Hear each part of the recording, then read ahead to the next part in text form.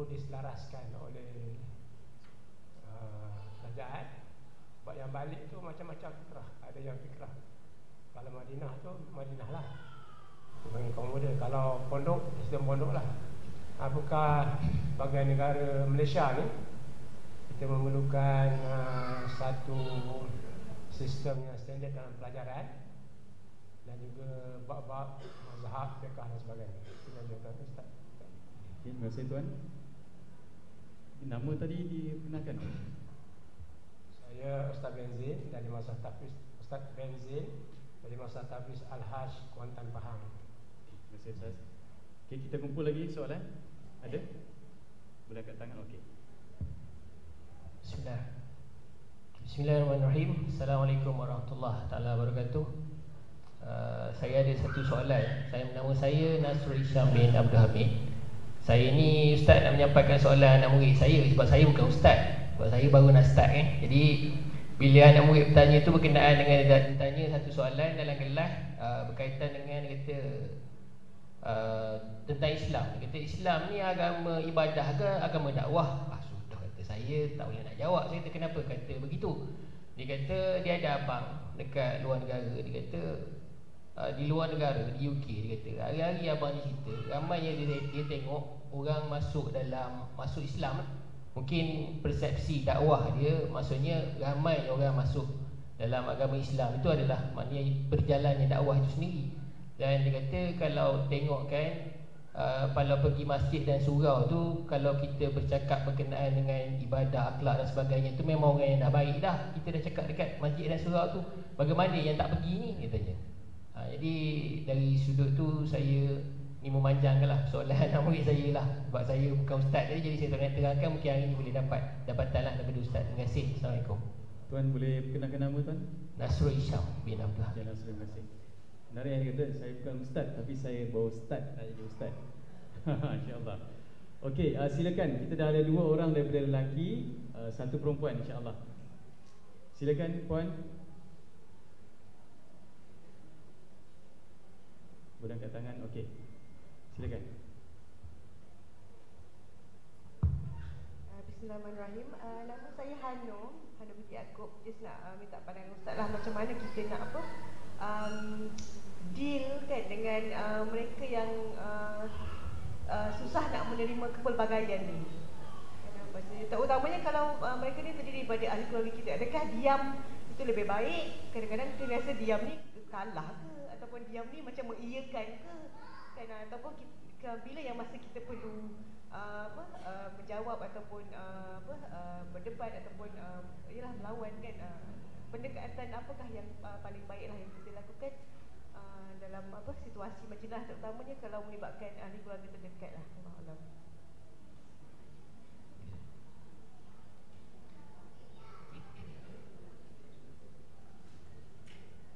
Okey, terima kasih Puan Hanum. Saya rasa kita kumpul dulu 3 soalan Ustaz, insya-Allah. Ya. Pertamanya berkaitan dengan sistem pendidikan. Ialah asasnya biasa kita guna istilah pendidikan arus perdana lah. Yang mana bawah kerajaan lah.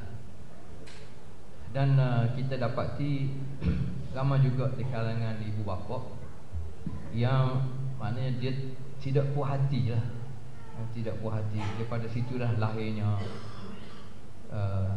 sebahagiannya lahirnya mahat tahfiz, lahirnya pondok, sekolah-sekolah swasta, sama ada yang berteras agama ni ataupun tidak berteras agama, tapi dia rasa ada sistem lain yang lebih baik. Ialah secara terbaiknya kepelbagaian tadi, terbaiknya kita kena hormat juga. Dan daripada dua belah pihak, sama ada pihak kerajaan ataupun pihak swasta, kita kata. Pihak kerajaan memanglah dia kena mempertahankan sistem arus perdana tu, sebab dia mewakili kerajaan.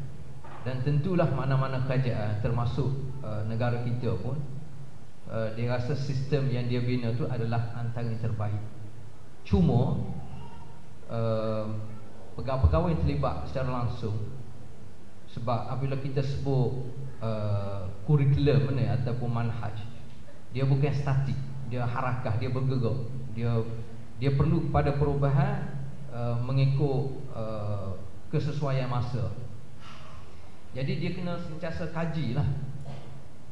Antaranya dia kena tahu apa yang difikir oleh pengusaha-pengusaha yang swasta ni. Sama ada pondok, sama ada tahfiz, sama ada sekolah Arab agama, kita panggil semua sekali. Jadi sehingga dia boleh kumpul, dan kebaikan tu, acuan daripada kepelbagaian tu, dia boleh buat penambahbaikan untuk arus perdana.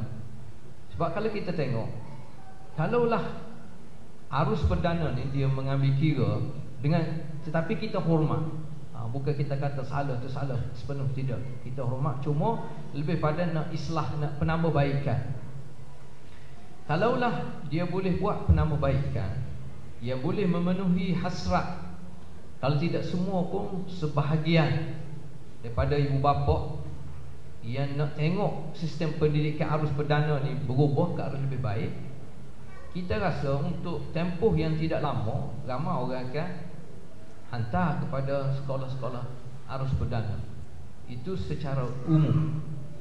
Baik, bagi yang sama ada bina pondok ataupun tahfiz ataupun sekolah agama persendirian ni, ya pihak kerajaan sebenarnya dengan dunia moden sekarang ni dia kena beri ruang. Cuma kerajaan ni macam ayah lah bagi hamba, maknanya dia kena selia. Tak boleh kita lepas bebas. Sebab kalau kita lepas bebas, sama ada kerajaan dia tak ambil hirau langsung, ataupun dia sekat sekatan-sekatan yang sepatutnya diperolehi bantuan keuangan ke apa semua sekali, sebenarnya dia merugikan dua belah pihak.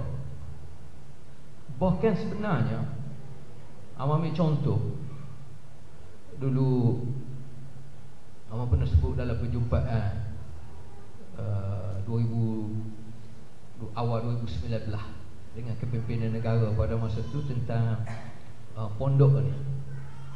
Pondok ni kita bagi tahu sebenarnya sedikit sebanyak dia menguraikan bebanan keuangan kerajaan. Sebab orang ngaji pondok ni hampir semuanya dia tahu dia tidak ada peluang untuk kerja kerajaan. Hampir semua dia tahu. Hampir semua pelajar, pengusaha pondok ni dia tahu. Dia ngaji 20 tahun pondok pun dia tak boleh kerja kerajaan. Dia tahu. Tapi sebab apa dia pergi ngaji juga? Mana ada benda lain. Jadi ada benda lain itulah kerajaan kena kaji. Itu kerjasama, kerjasama yang perlu ada. Apakah penambahbaikan yang pihak pondok contohnya perlu buat untuk sesuaikan dengan arus perdana? Itu contoh. Kalau tidak ada selian daripada pihak kerajaan juga, kadang-kadang sebagaimana berlaku, kita tak sebut negara kita lah, kita sebut negara lain. Macam di Indonesia, kalau kita baca berlaku cerita setahun lepas, macam mana pengusaha pondok tu berzina dengan pelajar dia 4-5 orang. Kenapa berlaku macam ni? Antara faktornya kerana tidak ada selian. Pengusaha pondok ni dia bebas 100%. Itu kelemahan.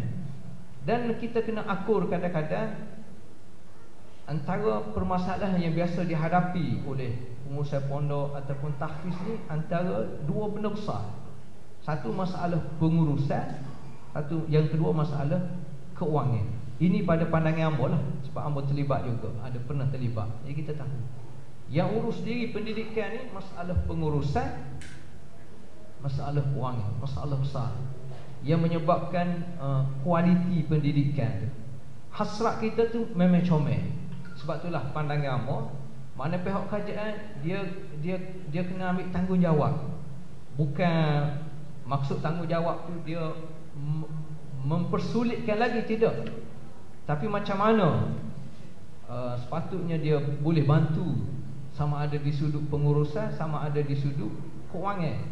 Dan pandangan-pandangan nasihat daripada ialah sebab daripada kerajaan ni maknanya dia ada kepakaran lah dalam bidang dia. Ertinya kerjasama daripada dua belah pihak tu perlu.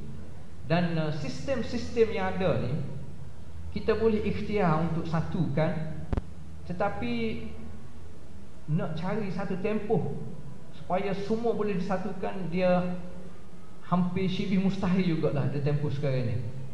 Jadi terbaik bagi kita ra'i antara satu sama lain. Sebab tu hamba sebut perbezaan pandangan dan pendekatan ni tidak hanya dalam bidang politik saja. Semua sekali, dalam bidang politik, dalam bidang pendidikan, dalam bidang perniagaan, dalam bidang kita nak memperkenalkan akidah tauhid kepada Allah pun kita berbeza di sudut pendekatan, bukan di sudut asas tu Allah Ta'ala dua ataupun tiga, tidak, tapi kita berbeza sudut pendekatan. Jadi kalau kita nak sebut, contohnya sekarang ni lah, kita nak ta'arifkan makna ahli sunnah wal jamaah tu siapa. Contoh, kalau kita ta'arifkan ahli sunnah wal jamaah kerana kita nak buang sekelompok orang Islam yang tak sependapat dengan kita, bila kita boleh bersatu?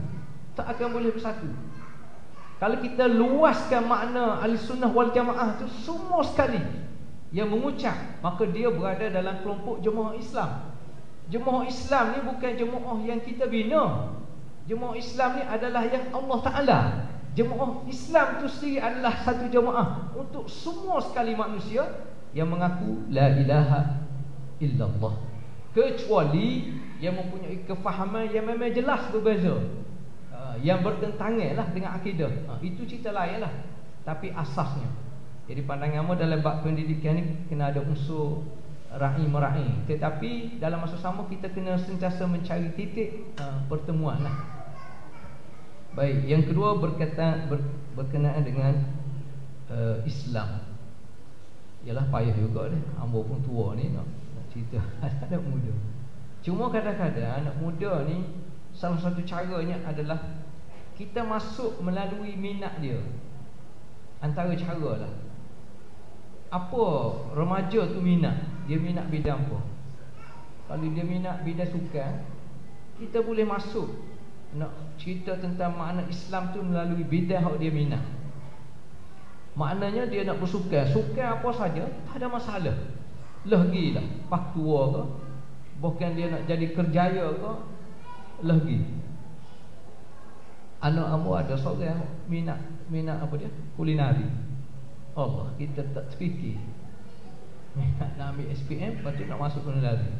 Akhir sekali kita fikir, lagi lah, dia betulnya jaga semaya bayar apa semua sekali, tak apa. Jadi anak muda kita nak perkenalkan Islam antaranya melalui minat dia. Contoh, kalau dia minat sukan, tak apa, tak ada masalah. Tapi ialah sebaiknya kita tekan di sudut Islam dijaga di sudut aurat, ada batas aurat, contohnya ada lelaki ataupun perempuan. Kemudian di sudut pengurusan masa, sebab semua kita semua ada tanggungjawab. Kalau kita kata Islam ni dia berat kerana apa, ada tanggungjawab perlu kita buat semua, kena semaya ke contohnya. Mana ada satu sistem kehidupan ni yang kita lepas bebas, tak ada. Kamu ingat masa kecil-kecil dulu orang sebut hidup riang bebas. Dia macam apa dia, burung di udara dia. Burung terbang di udara lepas bebas tu sebenarnya petai-petai dia balik juga. Ada orang yang memperjuangkan kebebasan, dia nak berpakaian ke tak berpakaian di mana-mana pun tak ada atas dunia ni, mesti dia ada sistem juga, ada peraturan juga. Sebab itu sunnah yang Allah Ta'ala buat. Jadi Islam ni comel dia tidak membebankan, cuma untuk kebaikan kita. Termasuk anak muda yang minat dalam bidang sukan, contoh. Dan asas dengan anak muda ni kita lebih tekankan unsur ialah kalau boleh dengan hikmah tadilah. Dan mauizah saya pada kalau setengah dia suka berdialog maknanya kalau berdialog ni mungkin kita kena tambah sakit kita punya ilmu dan kefahaman. Tetapi kita kena letak Tak boleh dalam satu majlis, satu dialog tu kita nak keputusan selalu. Tak boleh, kadang-kadang dia bertahap. Itu yang boleh Amo sebutlah. Yang ketiga, muamalah dengan kita panggil mutaassib ni, orang yang tak ada dah orang lain dia. Sebenarnya tak ramah, tak ramah. Dan biasanya dalam satu kelompok ni 20%, 30% paling ramah lah. Waktu tu kalau masa kita tak banyak, tinggal je. Banyak lagi kan madun kita, banyak lagi madun kita. Dan yang penting, hak yang tahap mutaassib ni, bagi kita kena ikhtiar supaya tidak ada kebencian daripada kita. Itu yang penting. Daripada dia lagi lah, tak ada masalah. Yang penting daripada kita tidak ada kebencian. Itu penting. Kalau kita rasa tak mampu, kita jauhi dia. Berkawan tapi jangan jadikan sahabat rapat. Sebab sahabat rapat letih dah, habis masa. Tak apa. Cuma tidak ada kebencian dan kita kena ada ihsan. Kerangka madani, bawa air, ihsan. Antaranya kena rasa kesian dia. Bukan benci tapi rasa kesian. Kita nak cerita secara jelas, kita tak mampu. Contohnya, bukan tak mampu, malah nak berjidal. Jadi kesian dia tu melalui kita doa. Doa semoga Allah Ta'ala buka kefahaman lah, buka apa semua sekali. Itu secara umum. Cuma macam mana kalau dengan keluarga terdekat? Keluarga terdekat, kalau keluar tajuk-tajuk yang panas, kita bangun lah. Kita patut ambil wuduk ke, patut masuk hammam, masuk bilik air ke. Yang pentingnya itu salah satu cara lah. Hamba pun buat gitu jugalah. Sebab kita ni hidup, selagi mana gigi ni kukuh lagi, betul tak? Bolehlah kita kerah, kita apa semua sekali, dan gigi dia pecah, habis kan? Habis adik kakak. Tu ya tempoh manusia ni. Kalau orang ada kuasa, dengan kuasa hebat dia, dihormat dia apa? Kuasa. Habis kuasa, habis. Dia pun tak tahu nak gimana. Titah. Akhir sekali mati kan begitu. Tapi kalau dengan akhlak, pas tua pas mati, orang ingat. Jadi Amo nak tutup dengan satu lagi tajuk, sikitlah dalam masa 5 minit 5 minit. Apabila sebut berdakwah, dia pakai kapak dengan pemimpin. Pemimpin. Apabila kita baca hadis, kullukum ra'in wa kullukum mas'ulun an ra'iyati. Maknanya kita kena ikhtiar, kita nak bina. Semua mad'u kita ni dia adalah pemimpin sebagaimana yang Islam ajar. Apabila sebut kullu nafsin bima kasabat rahina, setiap apa yang kita buat, kita bertanggungjawab di akhirat kelak. Maknanya kita pemimpin. Paling kurang dia pemimpin kepada diri dia sendiri, ataupun paling kurang dia pemimpin kepada bakal keluarga yang akan dia bina. Nak sebarkan, nak bina zuriat ni, dia perlu ada unsur kepimpinan. Kalau yang lebih tinggi lagi, sampai ke peringkat kepimpinan organisasi dan kepimpinan bernegara. Ini penting. Maknanya apabila kena ada dalam pemikiran kita, pendekatan kita, selain daripada nak bagi ilmu, nak beri kefahaman, ada unsur kita nak bina syakhsiyah kepimpinan. Sebab itulah kalau ada mahat tahfiz ke pondok ke sekolah mana ke, yang kena ada mata pelajaran yang membina watak kepimpinan. Maknanya kalau contohnya mahat tahfiz ni, selain daripada dia hafal Quran, tidak cukup dengan hafal saja, sebab tak ada apa-apa dengan hafal, cuma lebih boleh pahala hafal lah, berbanding dengan kalau faham. Kita beri faham kepada budak-budak tu tentang Al-Quran, dia hafal ni. Sebab apa dia sanggup hafal, kekuatan. Takkanlah kalau sebutir Quran dia boleh hafal, nak beri makna dia tak mampu. Lebih-lebih lagi dia mampu. Dengan Qurannya, dengan hadis, dengan sirah Nabi. Acuan ketiga-tiga ni asasnya ambil asas untuk bina kepimpinan pada pelajar. Dan dia ni walaupun dia ngaji contohnya di pondok ataupun di mahat tahfiz swasta, kita tak tahu masa depan dia. Kemungkinan dia adalah bakal yang memimpin negara kita.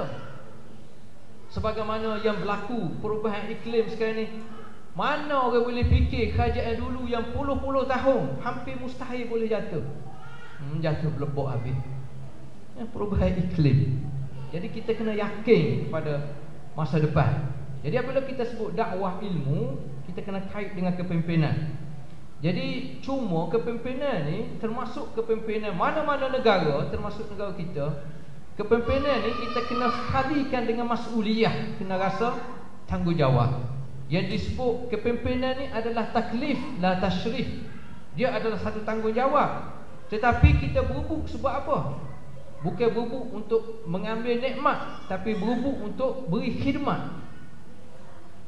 Kalau kita tengok sejarah Nabi Yusuf, Nabi Yusuf dia menawarkan diri dia. Ij'alni ala khazainil ard inni hafizun alim. Dua kriteria penting. Hafiz, alim, ataupun istilah lain sebut al-qawi, al-amin. Di akhirat kelak, pemimpin yang adil, al-imamul adil, dia termasuk dalam 7 kelompok di bawah bayangan arash Allah SWT, layanan VVIP. Ini yang kita nak. Berbandingan kita seorang, soleh kita seorang, tak banyaklah bolehnya. Dengan kita soleh dan ada unsur islah, muslih, kan? Mana untuk kita ada orang lain. Jadi orang lain tu unsur kepimpinan. Jadi biar sampai ke peringkat kita nak didik anak-anak, pelajar-pelajar kita, zuriat kita ni, biar memimpin sampai ke peringkat, kalau boleh peringkat negara lah, pengurusan negara, pemimpin. Tapi pemimpin ni kita sebut tadi gaya mewah, tak mungkin. Tak mungkin dia boleh fikir hal rakyat kalau dia rasa jawatan dia tu adalah peluang untuk dia kaut kekayaan negara untuk kepentingan dia dan kelompok dia. Allah Ta'ala kata antara punca manusia zaman dulu hancur kerana apa? Innahum kanu qabla dhalika mutrafin wa kanu yusirruna ala al-hinthil azim. Antara punca manusia jadi rusak, khususnya pemimpin, kerana dia hidup untuk hidup gaya mewah, mutrafin, sebagaimana berlaku pada Fir'aun. Jadi mana-mana pemimpin yang hidup gaya mewah, sebenarnya dia tidak layak untuk menjadi pemimpin. Adakah hidup gaya mewah ni haram dalam Islam? Tidak. Dia boleh nak hidup gaya mewah, tapi bukan dalam bidang pengurusan negara. Dia nak hidup gaya mewah, dia terlibat dalam perniagaan, tak ada masalah. Dia nego untung dia berjuta-juta, dia nak pakai kapal terbang ke 10 buah kereta ke lagi, tak ada masalah. Sumber yang halal, zakat dia bayar, dia bagi bantuan, nak hidup gaya mewah, tidak ada masalah. Tapi bukan pada pengurusan negara. Sebab apa? Sebab kalau kita ambil negara kita sendiri pun, ramai rakyat yang miskin, ramai rakyat yang susah, hidup menderita. Semalam saya tengok berita malam, macam mana 2 orang suami isteri yang dah tua sanggup naik bah berjajan hanya untuk melawat anak dia yang menderita sakit. Dah lah kena pindah kerana banjir, sakit pula.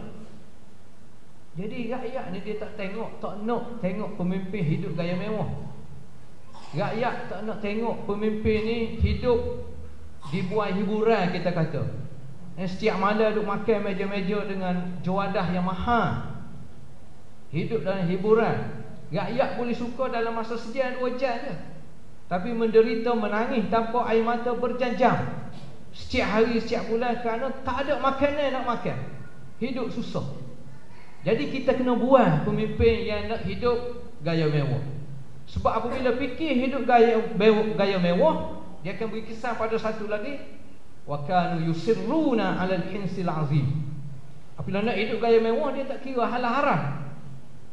Dia sanggup al-hinsil azim ni, sama ada dia sumpah palsu ataupun dia melakukan dosa besar, dia boleh di belaka. Jadi lekat situ. Asasnya kita kena bina anak kita, zuriat kita, generasi umat Islam ni supaya cinta kepada ilmu, supaya cinta kepada Islam yang boleh menyelamatkan dia dunia dan akhirat. Dan dia sampai ke peringkat dia mampu memimpin diri dia, keluarga dia, masyarakat dia, organisasi dia, bahkan negara dia. Amos sebut tadi Nabi Yusuf dia minta. Tapi sebelum dia minta jawatan, kalau kita tengok sistem demokrasi ni jenis minta kuasa lah dia. Betul tak? Menawarkan diri. Tetapi dengan syarat, tawar diri tu apabila cukup syarat lah. Maknanya nak menang ni kerana nak beri khidmat, bukan nak mengambil nikmat. Nabi Yusuf sebelum dia minta kekuasaan khazainil ard, bahagian ekonomi kewangan negara Mesir pada masa tu, kalau kita baca sejarah dia dah melalui proses yang cukup panjang. Semenjak daripada kecil lagi dia dikhianati oleh keluarga dia, oleh adik-beradik dia. Dia dijadikan hamba abdi. Dia difitnah, masuk dalam penjara dalam tempoh yang agak panjang. Jadi apabila dia keluar tu, dia keluar dalam keadaan dia cukup bersedia. Segala fitnah yang dilempar, al-ana hashasal haq. Isteri Al-Aziz bagi tahu, mengaku sendiri semua yang dituduh tu adalah fitnah belaka. Nabi Yusuf tak terlibat. Dan Nabi Yusuf sendiri cerita kepada khalayak pada masa tu, zalika liya'lama anni lam akhunhu bil ghaib. Maknanya dia tak pernah buat sesuatu yang boleh menimbulkan waswah ke syak wasangka ke tindak tanduk yang menggambarkan kejahatan, dia tak ada. Dan pada masa itu juga Al-Aziz bagi tahu Nabi Yusuf sekali berada di kedudukan yang baik. Jadi apabila cukup syarat tu, baru dia minta ij'alni ala khazainil ardh. Jadi kita nak membina generasi yang sampai satu tahap dia bersedia untuk menguruskan kehidupan termasuk pengurusan negara ini berasaskan tanggungjawab. Ini satu tanggungjawab yang besar lah. Termasuk ialah hamba sendiri, adik kakak, apatah lagi ikram yang kita dengar, maknanya fokus kepada pembinaan syakhsiah, terlibat dengan tarbiyah, tanggungjawab yang besar. Kita ambil contoh mudah tadi, 1 tahun tak silap amal lebih kurang 400,000 pelajar. Seramai mana daripada 400,000 ni dia mendengar, yang pernah mendengar dakwah daripada kita. Itu tanggungjawab yang besar. Wabillahi taufiq wal hidayah. Wassalamualaikum warahmatullahi taala wabarakatuh.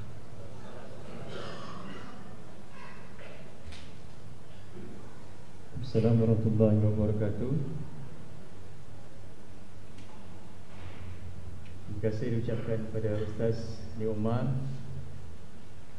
Tadi Ustaz ada maklumkan tentang sekolah pendidikan perlu seimbang. Dan untuk makluman mungkin kita juga di Ikram ada sekolah kami sendiri di Kuantan, iaitu Sekolah Rendah Islam Al-Amin Paya Besar. Dan insya-Allah kita juga cuba saya upaya untuk membentuk anak-anak yang seimbang. Dan kita juga ingin lebih ramai orang yang membawa dan mendukung dakwah. Contohnya tadi Kapten Aslam adalah seorang juruterbang helikopter di di Pangkalan Udara Kuantan di Batu 10. So balik ni siapa tak ada kenderaan boleh naik helikopter. Tak, itu gurauan lah.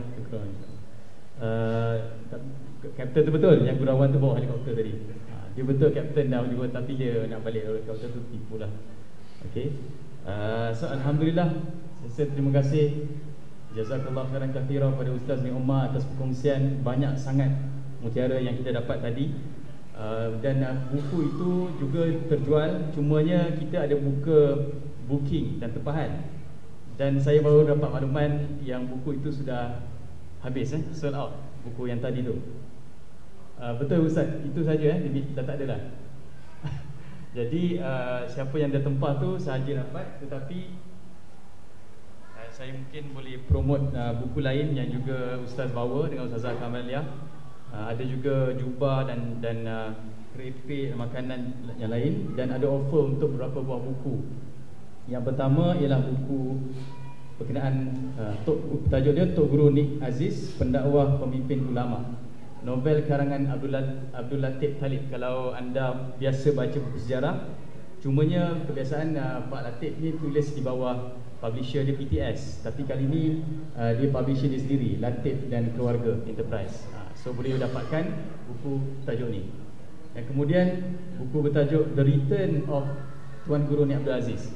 Tadi berkenaan Tuan Guru, ni The Return pula, episod 2. So kalau beli satu ni, harga dia berapa RM30 kot. Tapi kalau beli dua, RM60 dapat satu buku percuma. Dia macam tengok Star Wars, dia kena beli 3 sekali. Okay. Saya boleh dapat commission kata dia. Ustaz tengah fokus. Okey, jadi insyaAllah itu promosi buku lah. Jadi Ustaz ada bawa buku nanti insyaAllah nanti pulang boleh anda singgah sebentar di booth.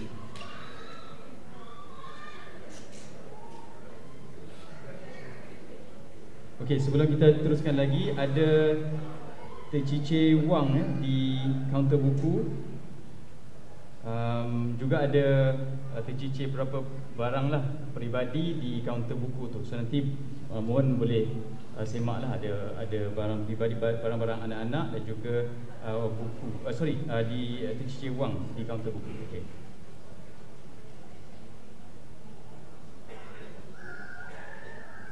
InsyaAllah majlis diteruskan dengan upacara penyampaian cenderamata, InsyaAllah bagi menghargai kehadiran Ustaz Nik Omar di sini. Untuk itu saya menjemput Encik Farid, pengarah program, mengiringi Haji Hanafiah untuk menyampaikan cinta hati daripada pihak Ikram Negeri sana. Ikram Negeri Pahang, maafkan saya. Dia tak fokus sebab memikirkan. Silakan.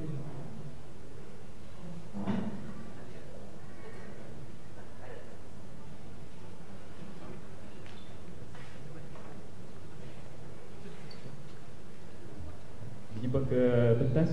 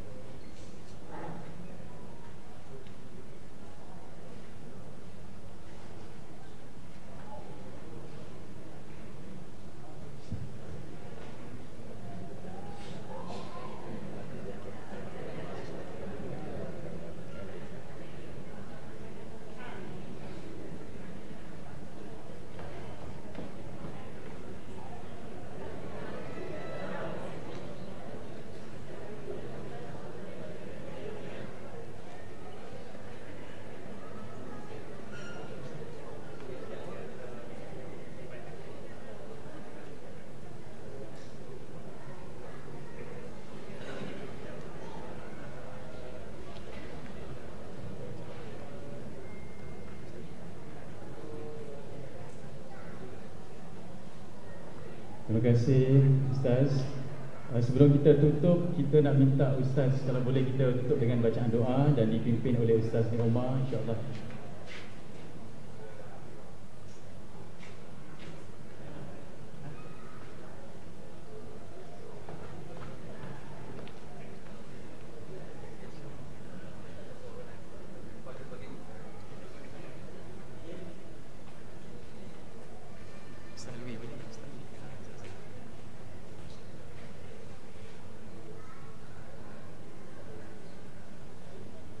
Ustaz Nik Omar dia request ke atas lah. Silakan ke atas lah, insya-Allah.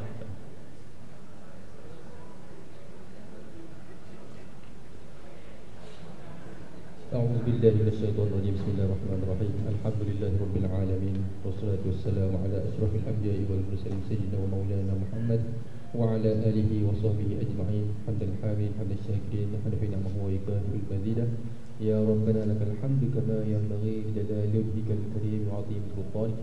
اللهم أعنا على ذكرك وشكرك وحسن عبادتك. رب اجعلنا مقيم الصلاة ومن ذريتنا ربنا وتقبل دعاء. اللهم اجعل جمعنا هذا جمعا مرحوما وتفرقنا من بعده تفرقا معصوما. اللهم إنك تعلم أن هذه القلوب قد اجتمعت على محبتك والتقت على طاعتك وتوحدت على دعوتك وتعاهدت على نصر شريعتك. واستك اللهم رابطتها ونبتها واهدها سبلها واملأها بذنك الذي لا يخبو واشرح صدورها بفضل الإيمان بك وجميل التوكل عليك وآيها بمعرفتك وأمتها على الشهادة في سبيلك إنك نعم المولى ونعم النصير. اللهم آمين اللهم آمين اللهم آمين. ربنا ظلمنا أنفسنا وإن لم تغفر لنا وترحمنا لنكونن من الخاسرين. ربنا آتنا في الدنيا حسنة وفي الآخرة حسنة وقنا عذاب النار. وصلى الله على سيدنا محمد وعلى آله وصحبه وسلم والحمد لله رب العالمين. Terima kasih Dr. Aslam. InsyaAllah kita akan akhiri dengan sesi bergambar dan kemudian kita berakhir solat isyak kepada siapa yang berkelepangan. Jadi kita akan tangkap daripada atas sahaja. Okey. Sebelum tu sambil-sambil boleh dengar, saya nak promote lagi. Sebelum ada orang tanya, nampak tadi Ustaz segak berpakaian jubah tu, jaket tu juga ada dijual di belakang. Okey. So juga dijual dan juga jubah-jubah. So jaket yang Ustaz pakai tu ada dijual di belakang. Okey. So nampak ada yang dah tak sabar dia, tapi tunggu dulu, kita ambil gambar dulu. So jubah ada dijual dan juga jaket tersebut. Okey. Okay, kita mohon semua untuk kalau boleh rapatkan hadapan kursi-kursi di depan supaya kita dapat masuk.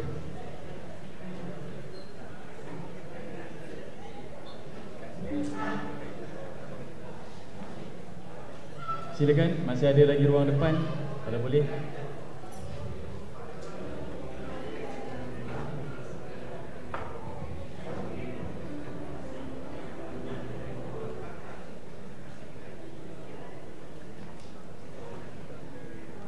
Boleh ke tengah lagi?